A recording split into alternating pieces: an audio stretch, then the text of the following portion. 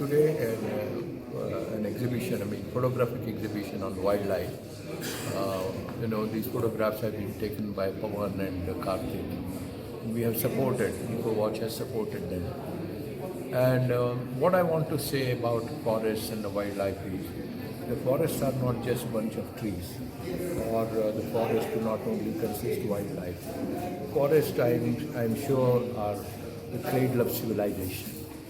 Because if the forests are there, we have a biodiversity. If there is biodiversity, we get water, we get medicine, we get food, we get good micronutrients in the soil. It is all because of the biodiversity. It is because of this forest we have a lot of rains, which come from the rainbow clouds of the Arabian Sea. And we have in the Western Ghats huge amounts of rains, and these rains fall, they become the streams, and streams join the river. River feed millions of acres of land and irrigate the land, and where the millions of farmers produce food.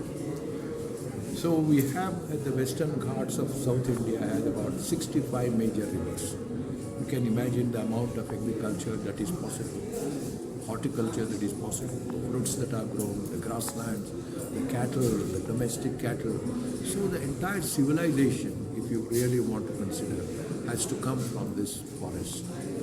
So the forests play an important role in building up the economy. The socio-cultural and socio-economic life of the people is supported by the forest. It has to be understood. And environment is an integrated whole. Environment is not just taking one ecosystem and studying it. All our ecosystems are interdependent. The grasslands, the marshy lands, the plain lands, the barren lands, the forests, the shrublands, the landscapes. All these are integrated. That is why this, Earth is an integrated whole. We have nearly 70% covered by the oceans, 10% by the glaciers, and 20% is covered by the land. The land consists of the forest, land consists of rivers, land consists of grasslands, and so many others.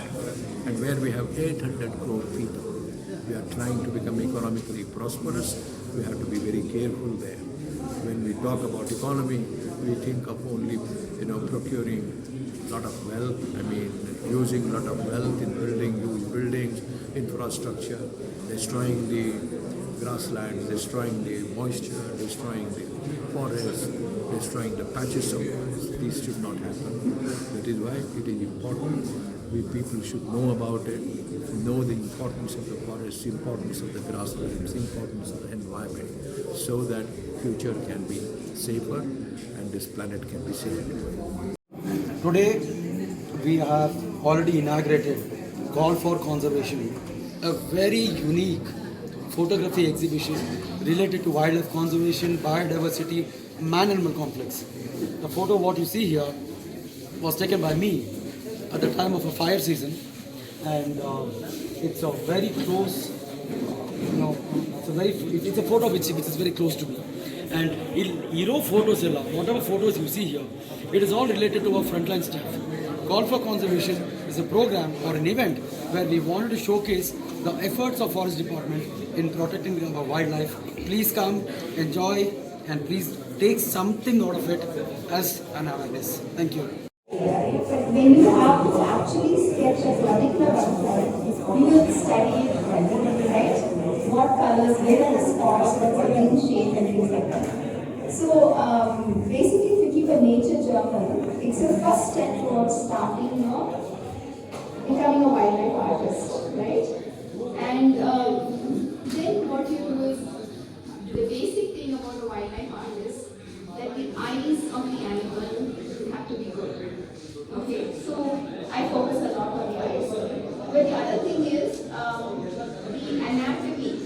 You know what the anatomy is, right? The proportions. Like how big is the face, how big are the ears, the nose, whatever you want, whichever animal you want, study anatomy. So to study anatomy, you have to study the animal well. You can go to the zoos and study them, you can go to the wildlife reserves and study them,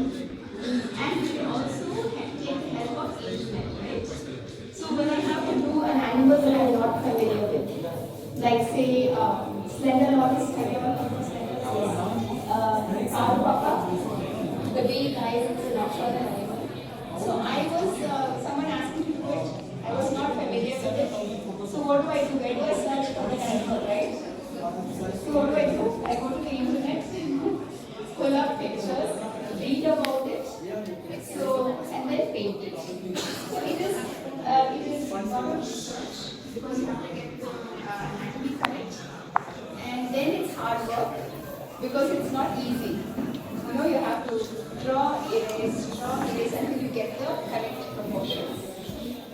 So this is how you do wildlife. Because wildlife art, you cannot afford to make a mistake, right?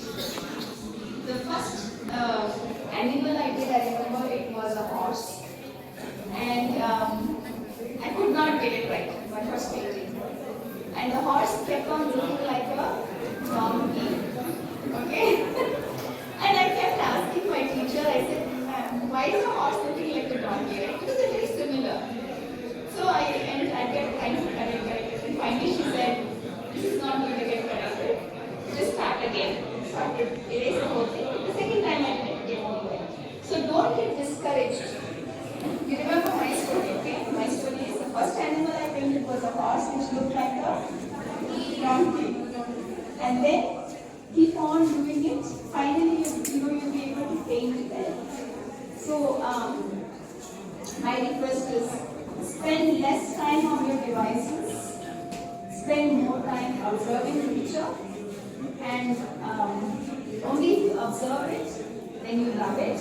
If you love it, you will want to conserve it. So please spend less time on your devices, more time out in nature, bird watching, insect watching. They have in Bangalore they have butterfly walks, right? And they have bird walks.